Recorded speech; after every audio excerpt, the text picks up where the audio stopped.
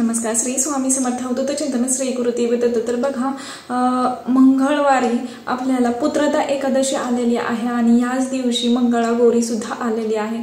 तर बघा, दुहेरी योग आलेला आहे आणि या दिवशी ज्यांना खरंच म्हणजे संतान प्राप्तीसाठी कोणी इच्छित असेल, कोणती सेवा करायची असेल, तर तो हा दिवस खरंच खूप महत्त्वाचा मानला गेलेला आहे. कारण ज्यांना खरंच संतती प्राप्तीसाठी जे काही प्रयत्न करत असतील तर त्यांनी नक्कीच या दिवशी बघा, पुत्रदा एकादशी सुद्धा आहे आणि मंगळागौरीचं पूजन सुद्धा आपल्याला करायचं आहे आणि श्रावण मासातील हा सर्वात मोठा दिवस असेल.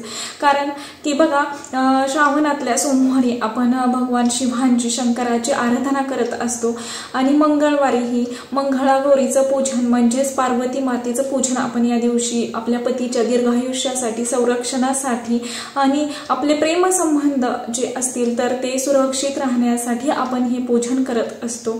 तर बघा, याच दिवशी आणि शुक्रवारी श्रावणातल्या ज्योतीची पूजा आपण करत असतो. शनिवार हा नृसिंह महाराजांची पूजा आपल्याला करण्यासाठी खरंच खूप महत्त्वाचा दिवस असतो. तर बघा, प्रत्येक समाजात, प्रत्येक गावात, प्रत्येक प्रांतामध्ये मंगळागौरीची पूजा करण्याची विशेष पद्धती मानली गेलेली आहे. म्हणजे काही साहित्यात बदल असू शकतो किंवा पूजा मांडणी सुद्धा बदल असू शकतो. तर प्रत्येक म्हणजे ज्या त्या घरामध्ये किंवा समाजामध्ये वेगवेगळी जशी पद्धत असेल तर त्याच पद्धतीने तुम्हाला मंगळागौरीचं सुद्धा पूजन करायचं आहे. तर बघा, श्रावण महिन्यातील शुक्ल पक्षातील एकादशीला पुत्रदा एकादशी म्हणजे साजरी केली जाते आणि श्रावण महिन्यातील प्रत्येक मंगळवारी हा मंगळागौरीचा दिवस मानला गेलेला आहे. पार्वती मातेचा उपासना करण्याचा दिवस मानला गेलेला आहे. तर तुम्ही नक्कीच या दिवशी ज्यांना खरंच संतान प्राप्तीसाठी तुम्ही प्रयत्न करत असाल तर त्यांनी नक्कीच ह्या दिवशी भगवान विष्णूंची सेवा करायची, उपासना करायची आहे. म्हणजेच बाळकृष्णाच्या मूर्तीवरती तुम्हाला अभिषेक करायचा आहे. तर तो अभिषेक कसा करावा, त्यानंतर पूजा कशी करायची त्यांची आणि ह्यापेक्षा मंगळागौरीचं पूजन कसं करावं तर ते सुद्धा मी थोडक्यात माहिती सांगणार आहे. तर व्हिडिओ नक्की कंटिन्यू करा. तर बघा, तुम्हाला सुरुवातीला काय करायचं आहे की मंगळागौरीचं या दिवशी पूजन करत असताना सुरुवातीला तुम्हाला सकाळी लवकर उठून शुचिर्भूत व्हायचं आहे. त्यानंतर तुम्हाला साडी परिधान करायची आहे.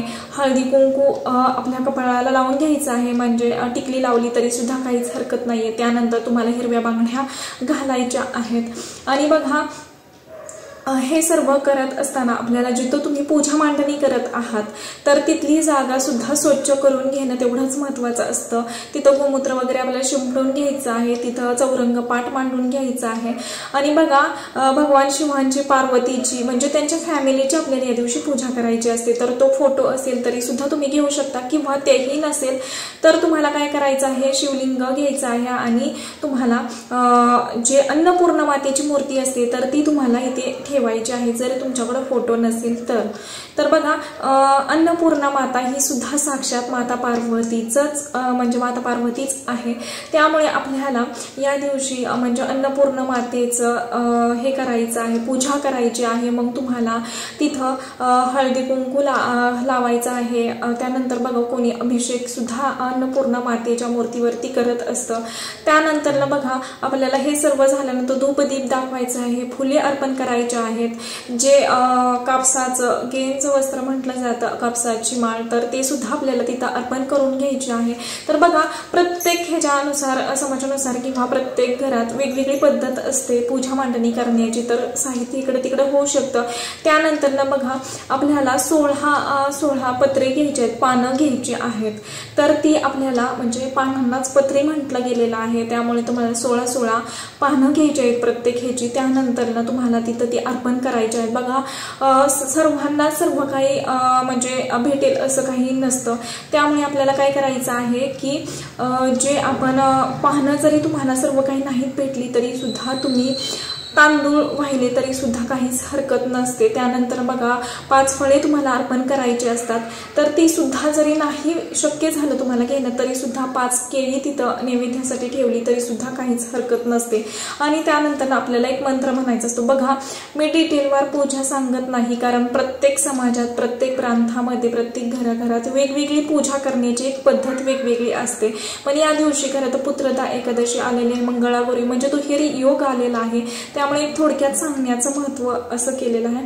आणि बघा, आपल्याला जेव्हा आपण पूजा करतो त्यानंतर ना आपल्याला, आणि ही पूजा कोणी केली जाते तर जे नवीन ज्यांचं लग्न झालेलं असतं तर त्यांनी हे 5 वर्षाचं व्रत केलं जातं ह्या मंगळागौरीचं.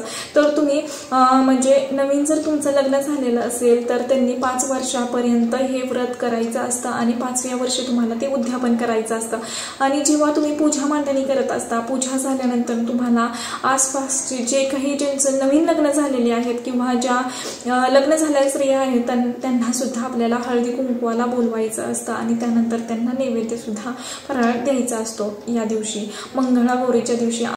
तर बघा, पूजा मांडणी झाल्यानंतर ना तुम्हाला एक मंत्र म्हणायचा असतं, ओम गौरी शंकराय नमः, ओम गौरी शंकराय नमः असा आपल्याला मंत्र जाप करायचा असतो, नामस्मरण करायचं असतं माता पार्वतीचं.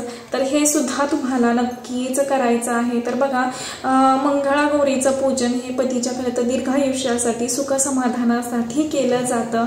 सुख समृद्धी घरात नांदण्यासाठी, घरातल्या कुटुंबियांना म्हणजे सुखात समाधानात राहण्यासाठी हे व्रत केलं जातं मंगळागौरीचं. तर नक्की ज्यांना खरंच ज्या घरात केलं जातं त्यांनी नक्कीच करावं.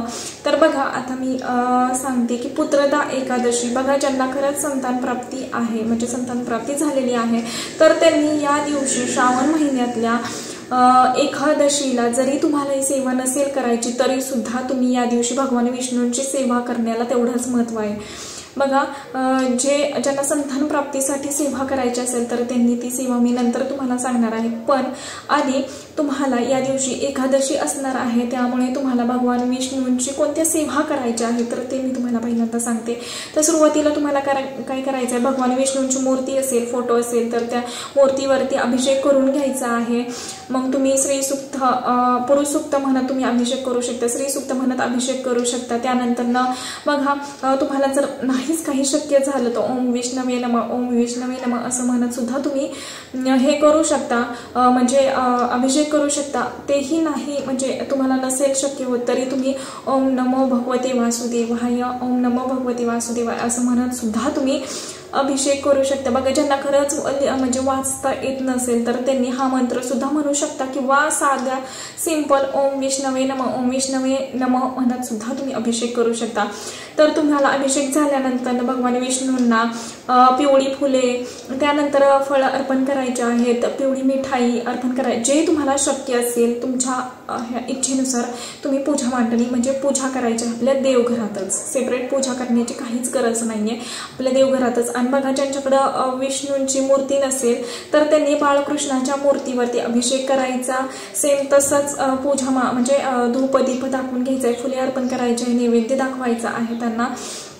आणि नंतरला बघा, तुम्हाला हे पूजा झाल्यानंतरनं तुम्हाला म्हणजे बाळकृष्णाच्या मूर्तीला किंवा जो विष्णूंची मूर्ती फोटो असेल त्यांना तुळशीपत्र अर्पण करायचं आहे. तर तेच तुम्ही तुमच्या ह्याच्यानुसार तुम्हाला जेवढं शक्य असेल, जेवढी भेटत असतील तर तेवढे तुम्हाला तुळशीपत्र त्यांना अर्पण करायचे आहेत. किंवा ओम नमो भगवती वासुदेवाय नमः म्हणत तुम्ही 108 पानं सुद्धा अर्पण करू शकता. भगवान विष्णूंना तुळस खूप प्रिय आहे, त्यामुळे त्यानंतर सेवा येते की विष्णूंचा मंत्र ओम वत्सत धारेन वक्षे मुक्ता माळा षडाक्षरम हे सुद्धा तुम्ही 108 वेळा नामजप करायचा आहे. त्यानंतर सर्वात प्रभावी कोणती सेवा असेल तर विष्णू सहस्त्रनाम, त्याचं सुद्धा तुम्हाला या दिवशी पठण करायचं आहे किंवा विष्णू सहस्त्रनामावली म्हणत सुद्धा तुम्ही हे करू शकता, म्हणजे पठण करू शकता ते सुद्धा. त्यानंतर ना बघा, ह्या सेवा तुम्हाला या दिवशी करायच्या आहे. आणि वारंवार माझं सांगण्यात येतं की ज्या घरात भगवान विष्णूंची सेवा केली जाते त्या घरात माता लक्ष्मीला कधीही बोलवावं लागत नाही. त्यामुळे नक्कीच या दिवशी श्रावण मासातील बघा चातुर्मास चालू आहे आणि भगवान विष्णू योग निद्रेत गेलेले आहेत आणि ही एकादशी सुद्धा श्रावण मासामध्ये आलेली आहे. त्यामुळे नक्कीच या दिवशी तुम्ही ही सेवा सुद्धा करण्याला तेवढंच महत्त्व आहे. तर ही सेवा नक्की म्हणजे नक्कीच तुम्ही या दिवशी करा. आणि बघा, ज्यांना संतान प्राप्तीसाठी प्रयत्न करत असतील तर त्यांनी काय करायचं आहे की दोघांनी म्हणजे तुम्ही दोघांनी म्हणजे तुमच्या मिस्टरांनी तुम्ही अभिषेक करायला बसला तरी सुद्धा चालू शकतं। 41 दिवसाची ही सेवा आहे। रोज तुम्ही पुत्रदा एकादशी पासून तुम्हाला सेवा करायची बघा। ज्यांना सुद्धा विठाळ मासिक पाळी वगैरे आलेली असेल तर बघा ही एकादशी पुत्रदा एकादशी म्हणजे 6 महिन्यातनं वर्षातनं एकदाच येत असते। त्यामुळे सांगणं एक आहे की ज्यांना खरंच काही अडचणी आली असतील तर त्यांनी बुधवारी ह्या सेवेला सुरुवात करावी किंवा पुढलीही जी एकादशी येणार आहे त्या एकादशीपासून जर सुरुवात केली तरी सुद्धा हरकत नाहीये। तर बघा तुम्हाला काय करायचं, जर रोज दोघांनी मिळून करणं अभिषेक शक्य नसेल तर तुम्ही एकटा पहिल्या दिवशी दोघांनी बसा, दुसऱ्या दिवसापासून तुम्ही एकटा महिलेने जरी अभिषेक केला तरी सुद्धा काही हरकत नाहीये। त्या तीर्थाचं काय करायचं तर ते सुद्धा मी तुम्हाला सांगणार आहे। तर बघा तुम्हाला काय करायचा, अभिषेक कसा करावा तर बाळकृष्णाच्या मूर्तीवरती साध्या पाण्याने जरी अभिषेक केला किंवा दुधाने अभिषेक केला तरी सुद्धा चालू शकतं। तुम्हाला पुरुष सूक्त एकदा म्हणायचं आहे, स्त्री सूक्त एकदा म्हणायचं आहे आणि जे संतान गोपाळ मंत्र आहे तर ते सुद्धा तुम्हाला एक माळ जप करायचा आहे बघा। 16 वेळेस जर तुम्ही म्हटलं स्त्री सूक्त 16 वेळेस, पुरुष सूक्त 16 वेळेस तरी सुद्धा खरंच खूप उत्तम। पण खरंच टाइमच नाहीये किंवा एवढ्या वेळ बसणं शक्य नाहीये तर तुम्ही एकदा जरी म्हणून अभिषेक केला तरी सुद्धा हरकत नाहीये बघा। संतान गोपाल मंत्र ओम देवकीसुत गोविंद वासुदेवाय जगतपते देहमे तनय कृष्ण त्वमः शरणागत असा हा संतान गोपाल मंत्र आहे। तर तो तुम्हाला 108 वेळा म्हणायचा आहे अभिषेक करत। आणि बघा स्त्री सूक्त पुरुष सूक्त म्हणत असताना तुम्हाला अभिषेक करायचा आहे, फक्त फलश्रुती म्हणत असताना अभिषेक करायचा नाही, फक्त हात जोडून तुम्हाला बसायचं आहे। त्यानंतर अभिषेक झाल्यानंतर तुम्ही बाळकृष्णांना वस्त्र परिधान करू शकता। त्यानंतर बाळकृष्णांना तुळस अर्पण करायची आहे। त्यानंतर बघा जर तुमच्याकडे मोरपीस असतील तर ते सुद्धा तुम्ही मोरपिसाची जी टोपी असते ती सुद्धा बाळकृष्णांना घालू शकता किंवा मोरपीस सुद्धा या दिवशी अर्पण करू शकता। तशी सेवा तुम्हाला करायची आहे 41 दिवस। संकल्पयुक्त सेवा खरंच नक्की करा आणि खरंच खूप महिलांना हा अनुभव आलेला आहे म्हणून सांगते आहे। तर बघा हे सर्व झाल्यानंतर तुम्हाला काय करायचं आहे की जेव्हा तुम्ही बाळकृष्णावरती जे अभिषेक केलेल्याचं तीर्थ असतं तर ते घरात कोणालाही तुम्हाला द्यायचं नाहीये, तुमच्या मिस्टरांनी आणि तुम्हीच फक्त ते प्यायचं आहे बघा। तुम्ही जर रोज अभिषेक करत असाल, सकाळी तुम्ही अभिषेक केला आणि तुमचे मिस्टर संध्याकाळी जर घरी येत असतील तर तुम्ही आधी पिऊन घ्या, त्यातलं राहिलेलं तीर्थ तुम्ही नंतर तुमच्या मिस्टरांना संध्याकाळी देऊ शकता। असं 41 दिवस तुम्हाला ही सेवा करायची आहे। आणि त्यानंतर बघा दिवसभरात जसं तुम्हाला शक्य होईल ह्या सर्व काही सेवा सुद्धा तुम्हाला जे सांगितलेलं आहेत एकादशीच्या तर ते सुद्धा तुम्हाला शक्य असेल तर नक्कीच करायच्या आहेत या दिवशी। बघा मंगळागौरीचं जेव्हा तुम्ही हे करत असता, पूजन करत असता तर तुम्हाला आरती करायची आहे आणि जी मंगळागौरीची कथा आहे तर ती सुद्धा तुम्हाला पठण करायची असते या दिवशी। तर नक्कीच तुम्हाला माहिती समजली असेल। तर आतापर्यंत एवढंच झालेली सेवा मी महाराजांच्या रुजू करते। व्हिडिओ आवडला असेल तर लाईक करा, शेअर करा आणि चॅनेलवरती नवीन असाल तर असंच नवनवीन व्हिडिओ पाहण्यासाठी चॅनेलला सबस्क्राईब करा। धन्यवाद। श्री स्वामी समर्थ।